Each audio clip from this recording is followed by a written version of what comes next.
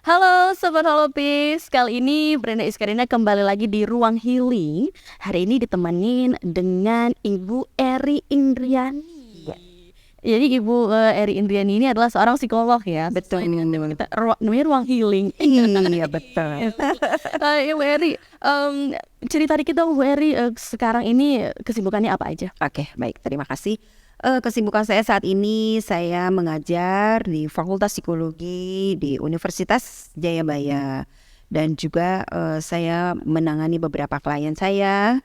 Saya bergabung juga di yayasan di YPPI, Yayasan Persatuan Psikologi Indonesia. Bu Eri ngomong soal kata healing. Ya, Kayaknya healing dan milenial itu tuh susah lepasnya gitu, kayak sepaket gitu. Ya. Kayak aku misalnya ngelihat sosmed gitu ya, apalagi kan sekarang kan banyak kan TikTok nih, dikit-dikit Iya. kan TikTok FYP gitu. Terus Oke. aku ngelihat teman-teman di sekitar aku tuh healing yuk gitu. Dikit-dikit aku stres di kerjaan healing. Aku stres sama keluargaku healing dikit-dikit. Terus nanti misalnya dapat gaji langsung pengen self reward gitu kan. Karena aku udah kerja, aku stres biar nggak stres, self reward gitu-gitu. Terus nanti dia tersinggung karena orang tuanya atau tersinggung karena atasannya, dia marah-marah, curhat di sosmed. Itu tuh ada indikasi sih ya Bu Eri, kok anak milenial tuh kok kayaknya ringkih banget ya gitu. Kayak dikit-dikit kok curhat, dikit-dikit butuh self reward. Itu Ibu Eri emang gitu nggak sih, emang anak milenial ringkih kah? Atau karena memang kebetulan aja ada sosmed jadi seolah-olah terlihat ringkih aja gitu Bu Eri? Karena ada panggung gitu ya. Ada panggung gitu. Gimana sih? Apa emang kami ini ringkih? Gimana gitu? Oke, karena ada tempatnya gitu ya untuk mencurahkan gitu ya tempatnya ya. Oke, baik. Kalau kita bicara healing, oke, healing itu sering kita mendengar dan sudah tidak terasing lagi ya di telinga kita mendengar kata-kata healing. Sebenarnya healing itu apa sih, gitu kan ya? Nah, healing ini kan sebenarnya adalah pemulihan, gitu. Pemulihan dari mental atau dari emosi yang tidak baik, gitu ya. Emosi yang buruk gitu. Nah, kalau kita lihat anak zaman sekarang, anak generasi Z atau Y gitu. Generasi Y itu adalah anak-anak remaja atau masa di mana mereka peralihan ya, peralihan dari digital, peralihan dari analog ke digital gitu ya. Dan generasi Z di sini adalah generasi yang berkembang, tumbuh, hidup di zaman saat ini, zaman yang sudah serba mudah, serba mudah untuk didapat, semuanya serba canggih gitu ya, semua serba digital gitu. Nah, kalau kita melihat apakah anak zaman generasi Z ini ringkih atau rapuh gitu, ya bisa dibilang kalau anak-anak zaman Z sekarang ini adalah mereka itu memiliki antusias yang sangat besar, antusias yang sangat tinggi untuk meraih kesuksesan gitu ya. Namun mereka mendapatkan semua itu dengan cara yang instan begitu. Nah, oleh karena mereka mendapatkannya dengan instan, sehingga pada saat mereka mengalami satu hambatan atau mereka mengalami satu kendala, mereka lebih cenderung cepat merasa dirinya mengalami stres begitu. Atau mereka lebih rentang lah untuk menghadapi stres gitu ya. Mereka lebih cenderung seperti tidak siap menghadapi kegagalan begitu. Karena mereka menganggap semua itu mudah didapat begitu ya. Dan bicara healing itu di sini sebenarnya bukan mengartikannya sebagai hanya sekedar jalan-jalan gitu ya, atau hanya sekedar pergi huhahihi dengan teman-teman gitu ya. Nah, tentu siapapun boleh melakukan ini begitu kan. Namun demikian tentunya berbeda dari setiap individu. Kebutuhan ini berbeda, kebutuhan akan healing ini berbeda gitu ya. Nah, tidak semua sama. Oleh karena itu tidak setiap orang pergi healing itu tentu sama begitu kebutuhannya, karena setiap individu memiliki permasalahan dan problematika yang berbeda-beda gitu ya. Nah, tips dalam healing itu sendiri adalah bagaimana seseorang bisa merubah mindset. kemudian juga bagaimana fokus terhadap solusi, sehingga dengan melakukan healing ini akan mendapatkan hasil yang baik atau menjadi lebih optimal baik secara mental, psikis maupun secara emosional. Seperti itu. Berarti healing itu kan selama ini kita pengertiannya, apalagi generasi-generasi milenial gitu, healing jalan-jalan healing, healing yuk ke sini gitu. Healing yuk ke puncak, ke Bandung. Ternyata healing itu maknanya lebih dari itu ya, bukan cuma sekedar jalan-jalan. Itu mah refreshing ya. Ya, beda lagi ya. Beda lagi gitu. Sekarang kita ngeliat sosmed, banyak banget informasi yang masuk, terlalu banyak istilah-istilah gitu ya. Dari self healing lah, terus apa lagi tuh ya pokoknya gitulah, red flag apa macam. Aku kayaknya ini oke itu tuh banyak banget gitu. Terus jadinya banyak yang kayak gini, banyak yang kayak self diagnose gitu. Oke. Kan banyak misalnya mantan aku tuh narsisistik gitu ya. Anak milenial gampang banget ya menerima informasi gitu. Terus aku tuh kok tiba-tiba aku kemudian jangan-jangan aku nih bipolar ya. Sebenarnya kan di sisi lain kan berarti kan kita ngelihat anak muda udah semakin aware, Betul. jadi dengan mental health, mental awareness-nya lebih bagus. Tapi terlalu banyak gitu informasi yang masuk kepada anak milenial yang lebih cenderung kayak ini, jadi cenderung self diagnosis itu lebih kuat gitu. Itu bahaya nggak sih? Mereka sudah mendiagnosis dirinya sendiri gitu ya, tanpa melakukan pemeriksaan lebih lanjut lagi gitu ya.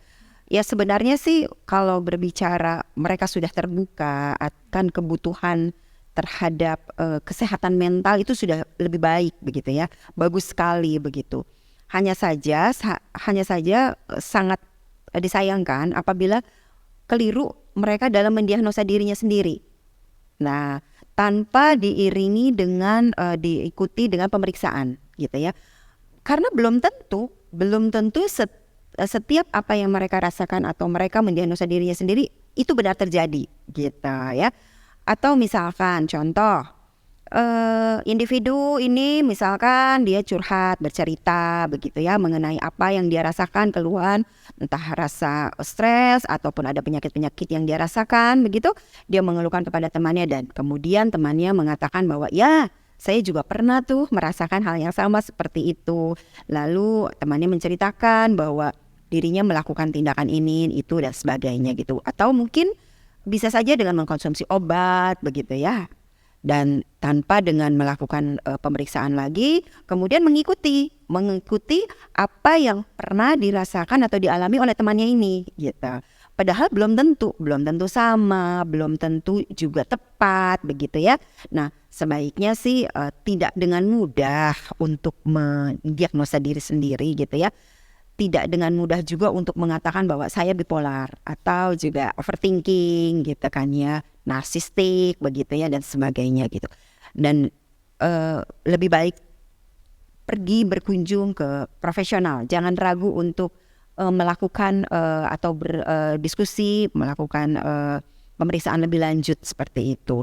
Jadi jangan ragu untuk pergi ke psikolog ataupun kalau memang harus ke psikiater begitu ya. Jadi agar semuanya itu tepat begitu, karena sudah dengan melakukan pemeriksaan. Berarti nggak segampang, karena kan banyak banget ini di media sosial yang ngomong bahkan bukan psikolog. Iya. Influencer yang Betul. dia nggak punya basic pengetahuan itu sebenarnya, tapi mereka ngeklaim nanti tanda-tanda mantan pacar kamu narsisistik, yang pertama ini, kedua ini tuh sering banget gue orang percaya. Terus kan sekarang gampang nge-share informasi, share ke grup teman-temannya, kayaknya sih itu narsisistik deh, lihat deh ini posnya gitu. Terus tanda-tanda bipolar, pertama ini, kedua ini, oh berarti begini, berarti bipolar kayak gitu. Harus pinter-pinter memfilter informasi yang kita terima.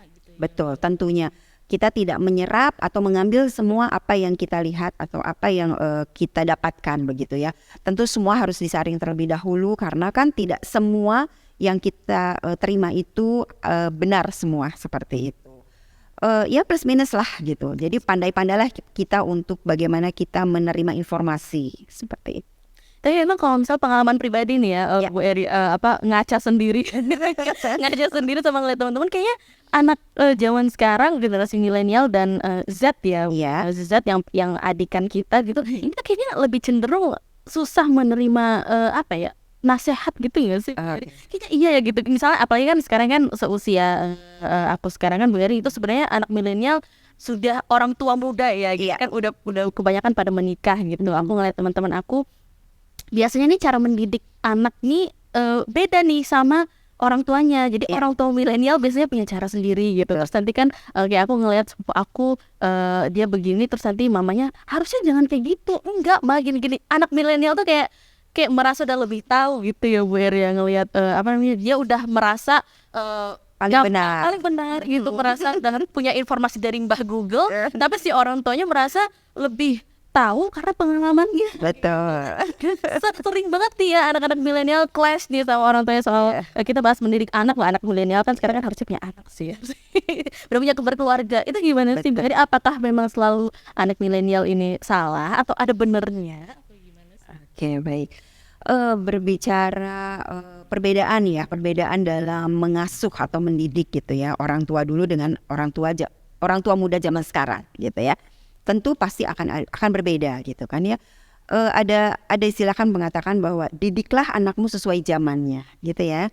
Nah, tentu tidak akan sama mendidik anak di zaman dahulu dan dengan mendidik anak di zaman saat sekarang ini gitu ya. Nah, tentu orang tua muda mempunyai cara berbeda dengan orang tua zaman dahulu begitu. Tetapi yang namanya pengalaman itu adalah guru yang paling berharga gitu ya tentunya ya. Bukan berarti orang tua kita yang dulu itu juga tidak mampu mendidik kita. Toh buktinya sekarang kita berada di sini hasil didikan mereka gitu ya. Nah, dan pada saat itu belum seperti zaman saat ini semua serba mudah didapat, semua mudah kita akses gitu ya. Zamannya sudah berubah begitu. Hanya dengan satu gadget kita bisa mengakses semua begitu ya. Dan orang tua zaman dulu mendidiknya memang lebih kepada lebih otoriter, mungkin lebih seperti itu ya. Tetapi tidak semua. Gitu. Nah, beda dengan anak zaman sekarang. Zaman sekarang orang tua muda zaman sekarang ini mereka lebih terbuka begitu ya. Kemudian mereka lebih menerima gitu ya. Dan memang kalau kita mendidik anak zaman saat ini gitu, tidak bisa kalau kita mau menggunakan cara seperti zaman sebelumnya begitu. Mengapa? Karena tentu pandangan cara mereka pun saja sudah berbeda gitu. Kalau anak zaman sekarang kita cara mendidiknya tidak dengan keterbukaan, kita tidak dengan menggunakan komunikasi dengan hangat, maka sulit gitu. Karena mereka zamannya sudah berbeda dan mereka ingin didengar begitu kan. Mereka ingin didengar, mereka ingin diterima pendapatnya. Mereka tidak hanya mau mendengar satu arah saja gitu. Tetapi menurut saya lagi-lagi yang namanya mendidik atau gaya pola asuh dengan cara demokrat itulah yang memang yang paling tepat begitu. Karena dengan seperti itu ada dua sisi gitu ya. Ada dari anak pun dari orang tua, sehingga anak di sini pun bisa mengemukakan pendapat mereka dan anak pun dapat memberikan pandangan-pandangan mereka yang tentunya semua itu masih dalam batasan-batasan seperti itu. Semua bisa dikomunikasikan gitu ya. Nah, kalau kita melihat orang tua muda zaman sekarang, mereka itu mendidik itu dengan berbeda sekali dengan zaman kita dulu. Dan orang-orang tua muda sekarang ini mereka mendidik anak itu lebih terbuka, lebih memberikan kebebasan. Tetapi kebebasan di sini dalam arti kebebasan yang sepantasnya atau dalam arti kebebasan yang masih dalam rule begitu ya, masih dalam batasan-batasan gitu. Dan masih dalam tetap aturan-aturan yang ada yang berlaku seperti itu. Nah, tentu tidak bisa kalau kita mau menyamaratakan cara mendidik orang tua dulu dengan sekarang. Kalau zaman dulu kita baru dilihat sama orang tua kita udah takut gitu kan ya. Nah, kalau sekarang nggak bisa seperti itu. Orang tua sekarang mendidik anaknya keras, dia akan lari gitu kan ya. Jadi anak harus juga kita jadikan sebagai teman begitu. Sehingga anak mau terbuka. Tetapi kalau kita mendidik hanya dengan cara satu arah atau otoriter, anak akan lari dan kita tidak bisa mendapatkan informasi dari anak itu sendiri. Yang ada anak akan mencari atau dia lari dari luar, mencari informasi dari luar, dan dia akan mencari apapun itu dari luar, dan dia tidak mau bercerita kepada orang tua seperti itu. Berarti intinya tuh kita harus open ya, dengan anak kita, jangan kayak dulu lagi. Ini mungkin bisa jadi catatan nih untuk orang tua milenial nih. Dan orang tua milenial nih Bu Eri, aku perhatiin ya kalau di sosmed itu orang tua milenial tuh selalu merasa, dan memang terlihat sih itu mereka mengaku terlihat lebih awet muda gitu dibandingkan generasi lalu gitu ya. Apalagi kan misalnya generasi milenial kan sebenarnya udah 30-an gitu ya. Untuk ke atas tuh itu tuh masih milenial sebenarnya. Tapi banyak generasi milenial yang merasa aku masih muda aja tuh. Aku udah 30, aku kok ngerasa masih 16 ya. Itu kayaknya menolak tua gitu ya. Penyakit anak milenial kayaknya gitu. Tapi memang ada nggak sih faktanya Bu Eri, atau bisa nggak sih di hubungannya gitu dengan ilmu psikologi? Apakah memang generasi milenial ini, even dia udah punya anak, berkeluarga, cenderung mereka terlihat lebih muda? Itu benar nggak sih? Itu perasaan aja. Merasa lebih muda gitu ya. Menolak Peter Pan gitu, menolak tua gitu ya. Sebenarnya kan berjiwa muda itu adalah pilihan gitu ya. Menjadi tua itu pasti, karena kan namanya usia itu akan terus bertambah begitu ya. Nah, kalau kita melihat gaya anak muda zaman sekarang, atau orang tua muda zaman sekarang gitu, kenapa sih ingin terlihat selalu lebih muda atau menolak tua gitu ya, selalu asik gitu ya. Nah, di zaman saat ini pun tidak sedikit orang-orang dewasa ini melakukan pernikahan di usia-usia yang masih muda begitu ya, sehingga pada saat mereka menjadi orang tua ini mereka pun masih terlihat muda begitu ya. Dan tentunya semua ini juga tidak terlepas dari perkembangan teknologi ya, perkembangan teknologi.